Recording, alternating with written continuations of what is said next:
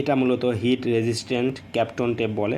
এটা 5 mm ভ্যারাইটির একটা টেপ, অর্থাৎ এর পরেও এর থেকে মোটা টেপগুলো আছে, অর্থাৎ এই দিক দিয়ে মোটো পুরুত্ব বলে যেটাকে, প্রশস্ত বলে যেটাকে। তো এই দিকে এটা হলো 5 mm, আর এটার আমাদের কাছে আছে 8 mm আছে, 10 mm আছে, 15 mm আছে এবং 12 এবং 20 mm আছে। সো এই টেপটা সাধারণত মোবাইল রিপেয়ারিং বা ডিসপ্লে অর্থাৎ অনেক ক্ষুদ্র ক্ষুদ্র পার্টস, অর্থাৎ সেন্সিটিভ পার্টস যেগুলোতে হিট পড়লে কোনো সমস্যা হতে পারে, তাদের অর্থাৎ র্যাপিং করে তাদের উপর দিয়ে হিটের মাধ্যমে কাজ করা হয়। অর্থাৎ আইসি রিপেয়ারিংয়ের ক্ষেত্রে এই পার্টসগুলো এই টেপগুলো অনেক কাজীয়। তো এই প্রোডাক্টগুলো আমাদের কাছ থেকে খুব পারচেস করতে হলে আমাদের সব ভিজিট করতে পারেন, অথবা আমাদের দেওয়া হোয়াটসঅ্যাপ নাম্বারে কন্ট্যাক্ট করতে পারেন।